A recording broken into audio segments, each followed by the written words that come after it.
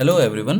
पिछले वीडियो में हम लोगों ने 1857 की क्रांति को समझने का प्रयास किया था।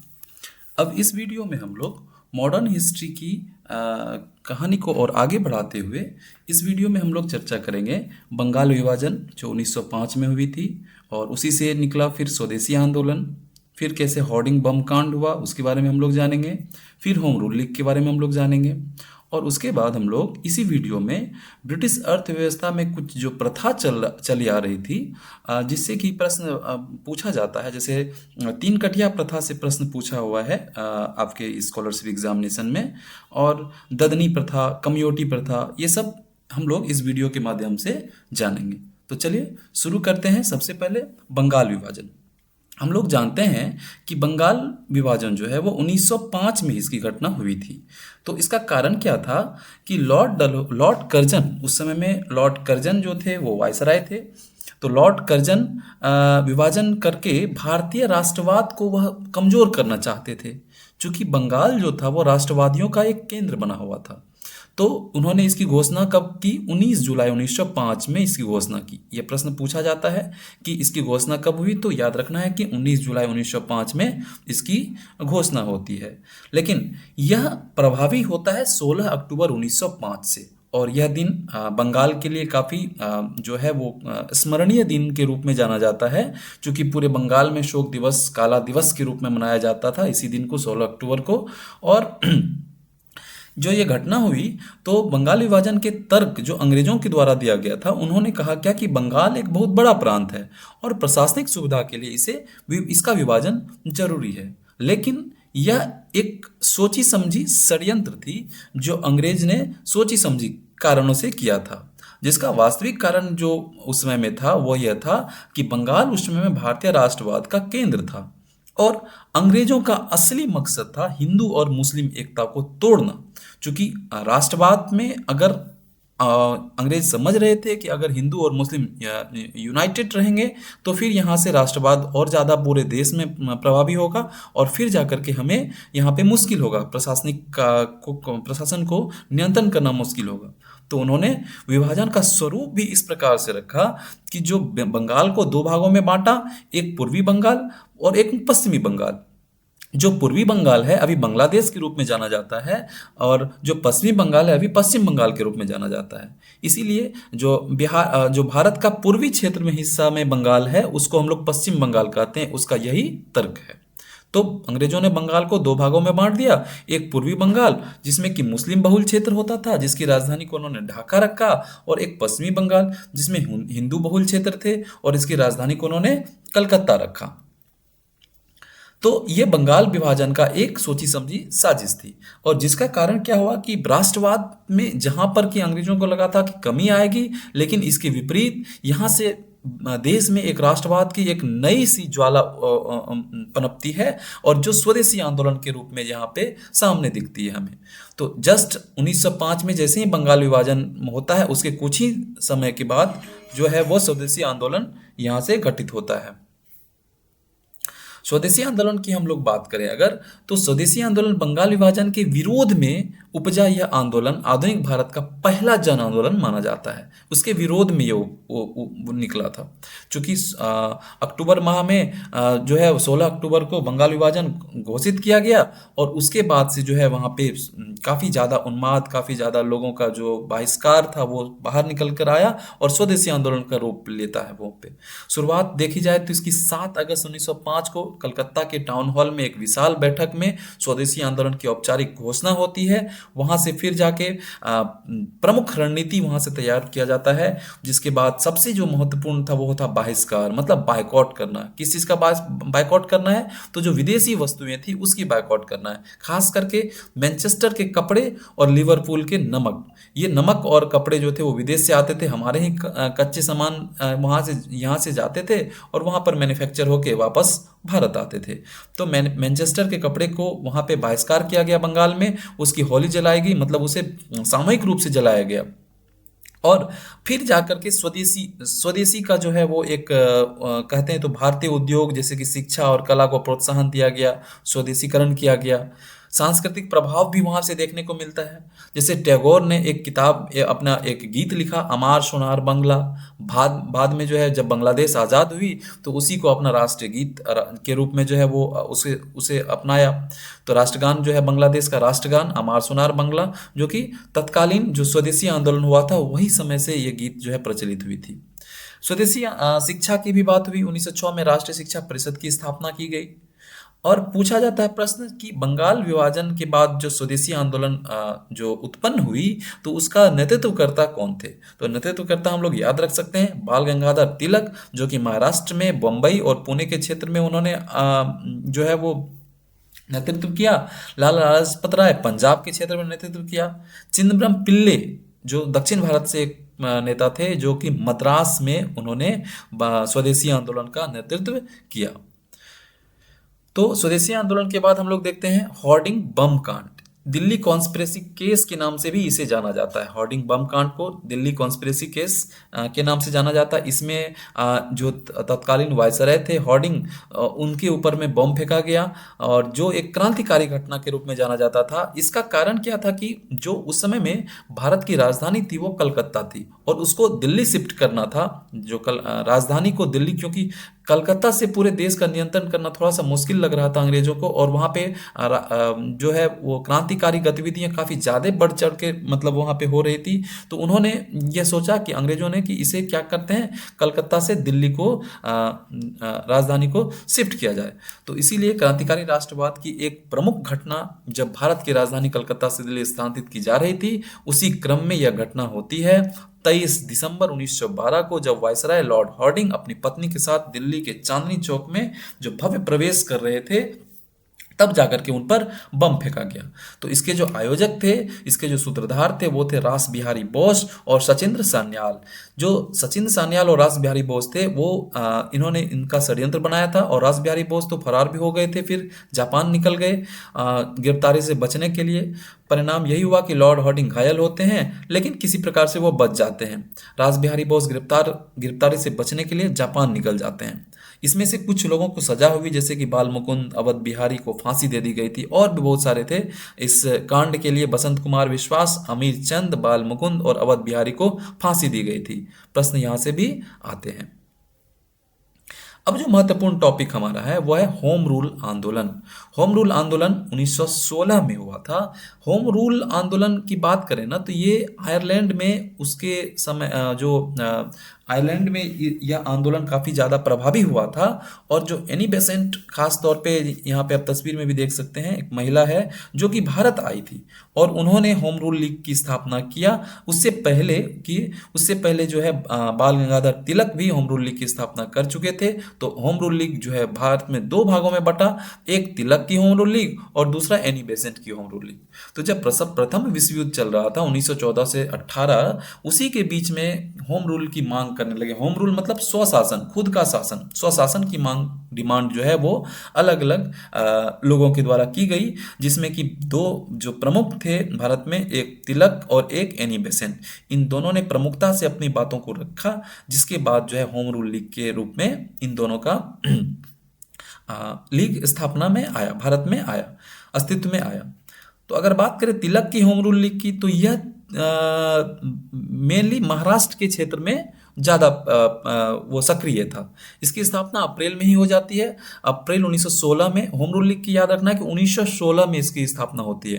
तो अप्रैल 1916 में इसकी स्थापना बेलागाम, पुणे, ये दोनों महाराष्ट्र का ही एक एरिया है जहाँ से कि इसकी स्थापना होती है। इसका क्षेत्र, तिलक का जो होम रूल लीग का क्षेत्र था, इनका कार्य क्षेत्र की बात करें तो महाराष्ट्र, बॉम्बे को छोड़ करके बाकी कर्नाटक, मध्य प्रांत और बरार तक सीमित था। नारा क्या था, डिमांड क्या था? स्वराज मेरा जन्मसिद्ध अधिकार है और मैं इसे लेकर रहूंगा। ये तिलक का जो प्रसिद्ध नारा है वो उसी समय से होम रूल लीग से ही मतलब जो है वो आया था। ठीक है। इसके प्रचार में तिलक ने अपने समाचार पत्रों के द्वारा, तभी क्या होता था ना कि बहुत सारे समाचार पत्रों का प्रकाशन किया जाता था, पत्र पत्रिकाएं निकले जाते थे, जिसके द्वारा कि राष्ट्रवाद की प्रेरणा को, राष्ट्रवाद की बातों को लोगों तक पहुंचाया जाता था। उस समय में सोशल मीडिया तो इतना था नहीं, तो लोगों को जो प्रमुख प्रमुख बातें होती थी उसको पहुंचाया जाता था समाचार पत्रों के माध्यम से। तो तिलक के द्वारा मराठा और केसरी के माध्यम से आंदोलन को लोकप्रिय बनाया गया और अपने समाचार पत्रों के द्वारा तिलक ने इस बातों को लोगों तक पहुंचाया।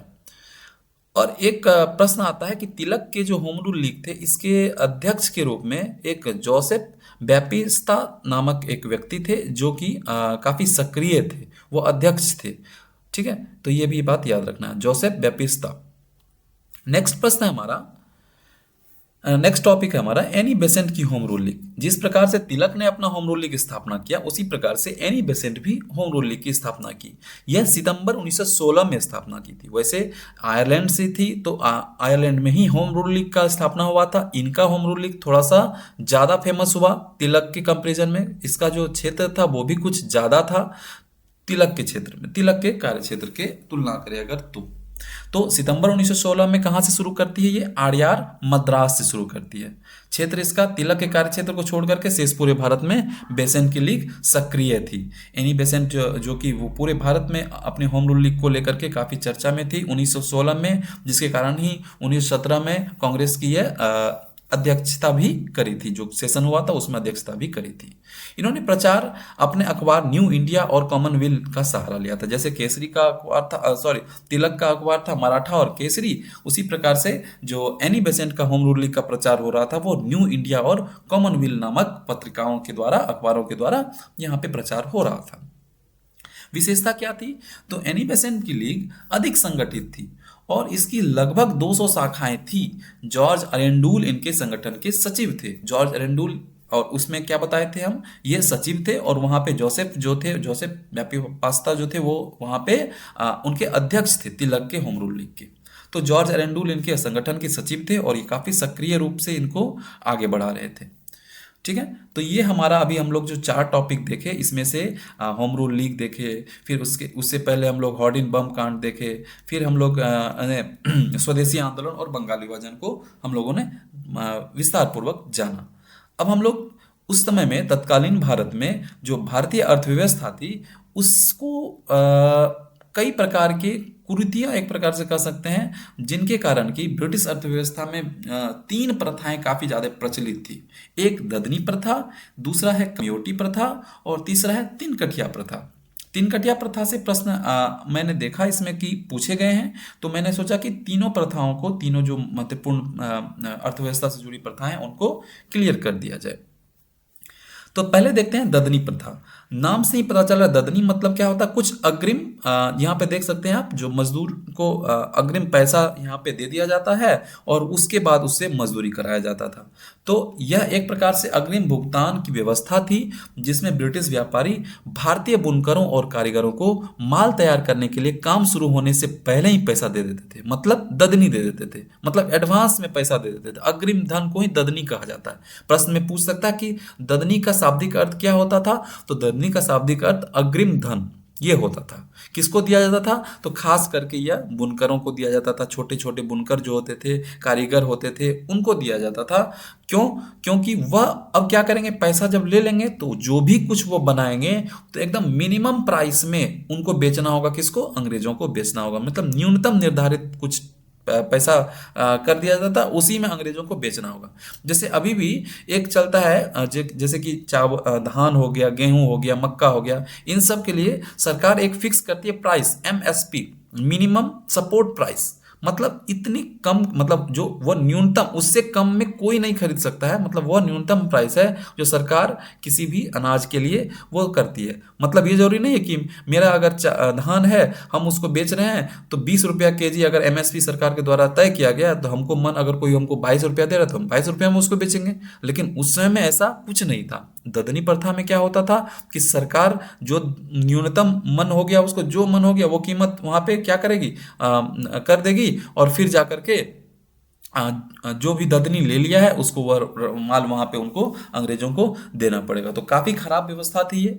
फिर इसी प्रकार से एक व्यवस्था थी कमियोटी प्रथा। यह मजदूरी के लिए यहाँ पे क्या होता था, किसानों को या छोटे मजदूरों को, खेतिहर मजदूर खास करके जिसको कमियाँ कहा जाता था, उनको यहाँ पे एक प्रकार से कह सकते हैं हम लोग बंधुआ मजदूर बना लिया जाता था इस प्रथा के तहत। तो यह मुख्य रूप से बिहार और उड़ीसा के क्षेत्रों में प्रचलित बंधुआ मजदूरी का एक रूप था। इसमें क्या होता था, तो इसमें कमियां, जिसको कि खेतिहर मजदूर कहते थे, अपने मालिकों के लिए ऋण के ब्याज के बदले जीवन भर उनके यहाँ श्रम करने के लिए मजबूर होना पड़ता था, ऋण के ब्याज के रूप में। अभी हम लोग अगर इसका उदाहरण देखना हो तो एक मूवी देख सकते हैं, जो कि दशरथ माझी से संबंधित एक मूवी है, माझी द माउंटेन मैन। उसमें इस प्रथा को दिखलाया गया है, कम्योटी प्रथा को दिखलाया गया है। तो किस प्रकार से दशरथ माझी के जो पिताजी थे, वह उनको मतलब अपने किसी मालिक से जो पैसा उन्होंने लिया था, उनके बदले में दशरथ माझी को कहा कि आप इनके यहाँ काम कीजिए, तो तुमको इसके यहाँ काम करना होगा। तो उसके बाद क्या हो गया कि वो बेचारा लड़का जो था वो वहां से भाग गया और कहीं दूसरे जगह जाकर के काम करने लगा, मतलब शहर चले गया वो। तो इस प्रकार की प्रथा काफी खराब प्रथा मानी जाती थी।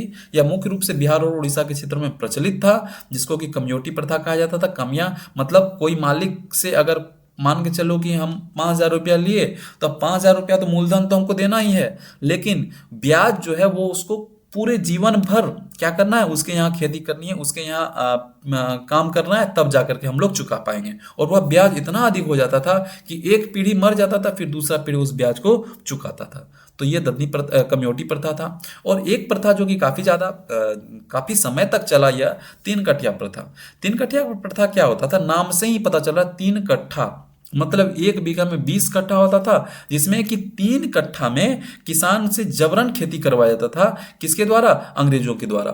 तो बिहार के चंपारण में प्रचलित इस व्यवस्था के तहत किसानों को अपनी भूमि के प्रत्येक बीघे के 3 हिस्से, मतलब 1 बीघे में 20 कट्ठा, तो इसमें से 3 कट्ठा में अनिवार्य रूप से नील की खेती करनी होती थी। यह काफी ज्यादा उस समय में। और नील की खेती में क्या समस्या होती थी कि खेत खराब हो जाता था, उसके बाद किसी प्रकार का फसल उसमें करना काफी ज्यादा मुश्किल हो जाता था, क्योंकि उसके जड़ें जो थे ना काफी मजबूत होती थी और वह खेत को पकड़ लिया करते थे। तो यह प्रथा अत्यधिक शोषणकारी थी, जिसे कि 1917 में महात्मा गांधी के चंपारण सत्याग्रह के बाद पूरी तरह से समाप्त कर दिया गया। तो 3 कट्ठा प्रथा समझ गए हम लोग, कम्योटी प्रथा समझ गए हम लोग, और हम लोग ये ददनी प्रथा भी समझ गए। चूंकि वीडियो थोड़ा सा, इसके बाद हम लोग क्या करेंगे कि महत्वपूर्ण प्रश्न जो आ रहे हैं इस सभी टॉपिक से संबंधित, उसको हम लोग देखेंगे। तो बिना प्रश्न का क्या होगा कि कॉन्सेप्ट आपका क्लियर नहीं हो पाएगा, तो इसीलिए प्रश्न रखें। तो वीडियो, हमारी एक लिमिट होती है वीडियो देखने की, तो 10 से 15 मिनट में कोई भी वीडियो के बाद हमारा मन उब जाता है। तो 1 मिनट के लिए आप क्या कर सकते हैं, पॉज ले सकते हैं, 20 सेकेंड 30 सेकेंड जितना भी आपका दिमाग कहे, तो उसके लिए पॉज ले लें। फिर हम लोग इस नेक्स्ट जो भारतीय राष्ट्रीय आंदोलन से संबंधित 20 महत्वपूर्ण क्वेश्चन है, हम लोग इनको फिर देखते हैं। तो चलिए शुरू करते हैं। पहला क्वेश्चन हमारा है, बंगाल विभाजन कब और किस वायसराय के समय में हुआ था, लागू हुआ था? तो बंगाल विभाजन याद रखना है कि डेट 16 अक्टूबर 1905 को लागू हुआ था, और लॉर्ड कर्जन के समय में लागू हुआ था। कब यह लागू हुआ था? लॉर्ड कर्जन के समय में बंगाल विभाजन लागू हुआ था। बंगाल विभाजन का मुख्य उद्देश्य क्या था? तो मुख्य उद्देश्य बस इतना ही था कि राष्ट्रीय आंदोलन को कमजोर करना, हिंदू मुस्लिम को अलग करना, बस यही उसका उद्देश्य था। तीसरा प्रश्न है, बंगाल विभाजन को किस वर्ष रद्द किया गया? तो यह महत्वपूर्ण प्रश्न है। 1911 ईस्वी में बंगाल विभाजन को रद्द किया गया। नेक्स्ट क्वेश्चन है, स्वदेशी आंदोलन की शुरुआत किस घटना के विरोध में हुई थी? तो बंगाल विभाजन के विरोध में हुई थी। 1905 में बंगाल विभाजन हुआ, तत्पश्चात ही स्वदेशी आंदोलन की शुरुआत होती है। उसके बाद है नेक्स्ट क्वेश्चन हमारा, स्वदेशी आंदोलन का मुख्य नारा क्या था? तो मुख्य नारा क्या था? तो विदेशी वस्तुओं का बहिष्कार करना है और स्वदेशी वस्तुओं का प्रयोग करना है। अगला प्रश्न है, स्वदेशी आंदोलन के प्रमुख नेता कौन थे? तो सुरेंद्रनाथ बनर्जी, अरविंद घोष, बाल गंगाधर तिलक, ये तीनों नेता जो थे वो मुख्य रूप से थे। बाकी और भी बहुत सारे नेता थे जो कि सक्रिय थे। सभी लोग अपने अपने अलग अलग प्रयासों से, जैसे रविन्द्रनाथ टैगोर ने अमार सुनार बंगला जो है वो गीत जो है वो लिखा। इसी प्रकार से सभी लोग साहित्यकार भी हो गए या फिर और भी लोग हो गए। जैसे 1857 की क्रांति में क्या हुआ था ना कि सभी लोगों का सहयोग नहीं प्राप्त हो पाया था, जिसके कारण कि वह क्रांति फेल्योर हो गई थी। लेकिन बंगाल विभाजन सक्सेसफुल रही। इसमें सभी वर्गों के लोगों का क्या हुआ था? सहायता मिला था, जिसके बाद यह आंदोलन जो था वो काफी ज्यादा सक्रिय हुआ, जिसको कि बाद में सरकार को रद्द भी करना पड़ा। लेकिन जो उद्देश्य था वो तो पूरा कर लिया उन्होंने। हिंदू और मुसलमानों को बांटने में उन्होंने कामयाबी हासिल कर ली। अगले प्रश्न में आते हैं हम लोग, स्वदेशी आंदोलन का सबसे अधिक प्रभाव किस क्षेत्र में हुआ? तो सबसे अधिक प्रभाव जो है वो बंगाल में हुआ। स्वदेशी आंदोलन का सबसे अधिक प्रभाव बंगाल में होता है। होर्डिंग बम कांड कब हुआ था? तो 23 दिसंबर 1912 को पूछा जाए तो होर्डिंग जो कि तत्कालीन वायसराय थे उन पर बम फेंका गया था 1912 में, जब वह चांदनी चौक जो वहाँ पे दिल्ली में वहाँ पे एक काफ़ी ज़्यादा बड़ा समारोह होने वाला था, वहीं पे होर्डिंग बम कांड होता है। इनके सूत्रधार जो थे वो भी याद रखना है आपको, एक सचिंद्र सान्याल थे और एक रासबिहारी बोस थे। दो जो सचिन सान्याल और रासबिहारी बोस, तो रासबिहारी बोस जो है वो जापान भाग गए थे अपन गिरफ्तारी से बचने के लिए। वायसराय, हाँ, होर्डिंग बम कांड के विरोध किसके विरुद्ध में किया गया था? तो वायसराय याद रखना, लॉर्ड होर्डिंग के विरुद्ध में किया गया था। ठीक है। होर्डिंग बम कांड से संबंधित प्रमुख क्रांतिकारी कौन थे? तो रासबिहारी बोस प्रमुख क्रांतिकारी थे। होम रूल लीग की शुरुआत किस वर्ष हुई थी? तो 1916 में होती है होम रूल लीग की शुरुआत। दो व्यक्ति इसके लिए महत्वपूर्ण थे, एक बाल गंगाधर तिलक और दूसरा एनी बेसेंट, दोनों का नाम याद रखना है। ठीक है। नेक्स्ट क्वेश्चन है, भारत में होम रूल लीग के दो प्रमुख नेता कौन थे? तो वही नीचे प्रश्न भी है, बाल गंगाधर तिलक और Annie Besant. Home rule league आंदोलन का मुख्य उद्देश्य क्या था? तो भारत में स्वशासन, होम रूल मतलब खुद का शासन, घर का शासन, स्वदेशी आंदोलन, स्वदेश का स्वशासन, सेल्फ गवर्नमेंट जिसको हम लोग कहते हैं, इसकी स्थापना थी। अगला प्रश्न है, ददनी प्रथा क्या थी? तो ददनी प्रथा क्या थी? अंग्रेजी व्यापारी किसानों को अग्रिम धन देकर के उनसे सस्ते दामों पर फसल को खरीदना, यही ददनी प्रथा थी। ददनी प्रथा से सबसे अधिक प्रभावित कौन थे? तो किसान और बुनकर थे, इन्हीं को तो ददनी दिया जाता था और किसानों को कहा जाता था कि तुमको क्या करना है, खेती करना है और जो भी माल तुम अपने खेत में उपजाओगे वो हमको देना है। और बुनकरों को कहा जाता था कि तुम्हें अपने जो भी तुम माल तैयार करोगे, कच्चे सामान तैयार करोगे, वो मैं खरीदूंगा और कम से कम कीमत दिया जाता था। सबसे दिक्कत यही थी। अगला प्रश्न है, कमयोटी प्रथा किससे संबंधित थी? तो कमयोटी प्रथा मजदूरों को ऋण के बदले में बंधुआ मजदूर बनाकर काम करवाना से संबंधित थी। मतलब उसको मूलधन तो चुकाना ही पड़ता था और ब्याज के रूप में अपने मालिक के यहाँ पर काम करना पड़ता था, इसी को कहा जाता है कमयोटी प्रथा। अगला प्रश्न, कमयोटी प्रथा का सबसे अधिक प्रचलन किस क्षेत्र में था? तो याद रखना, बिहार और उत्तर भारत के ग्रामीण क्षेत्र, बिहार और उड़ीसा, बिहार, बंगाल, उड़ीसा, इस क्षेत्रों में काफी ज्यादा यहाँ पे कमयोटी प्रथा सक्रिय था। नेक्स्ट क्वेश्चन है हमारा, तीन कठिया प्रथा किस फसल से संबंधित थी? तो तीन कठिया प्रथा जो थी वो नील से संबंधित थी, इंडिगो की खेती से संबंधित थी। 3 कट्ठा में क्या करना पड़ता था? खेती करना पड़ता था नील का। 20 कट्ठा में से 3 कट्ठा में नील की खेती करनी होती थी। अगला प्रश्न है, तीन कठिया प्रथा के अंत किस आंदोलन की भूमिका रही? तो चंपारण सत्याग्रह 1917। अभी जो नेक्स्ट वीडियो हम लोग बनाएंगे तो उसमें हम लोग जो रेस्ट हमारा ये जो वीडियो देख रहे हो आप, इसमें हम लोग मॉडर्न हिस्ट्री के 1857 से लेकर के उसके बाद से जो हमारा 1916-17 तक को हम लोग कवर किए। अब गांधी जी 1915 में दक्षिण अफ्रीका से वापस आते हैं। नेक्स्ट वीडियो में हमारा क्या होगा, गांधी जी के भारत में जितने भी आंदोलन हुए उसके बाद हम लोग उसको कंप्लीट करते हुए समाप्त करेंगे। नेक्स्ट क्वेश्चन हमारा है, चंपारण सत्याग्रह का नेतृत्व किसने किया था? तो महात्मा गांधी चंपारण सत्याग्रह का नेतृत्व किए थे। राजकुमार शुक्ल नाम के एक व्यक्ति थे जिन्होंने उनको इनवाइट किया था वहां से। फिर जाकर के 1917 में वहां पे गांधी जी आते हैं, चंपारण सत्याग्रह जो है वो करते हैं, इसका नेतृत्व करते हैं। तो इसी के साथ ये वीडियो को समाप्त करते हैं और उम्मीद करते हैं कि इसके द्वारा जितने भी प्रश्न हैं इस संबंधित टॉपिक से वो आपके क्लियर हो जाएंगे। किसी भी प्रकार का डाउट हो तो प्रैक्टिस करना है, क्वेश्चन जितने भी हैं आपके जो भी प्रीवियस ईयर के क्वेश्चन है उसको क्लियर करना है, पढ़ के रिवाइज करना है उसको। धन्यवाद।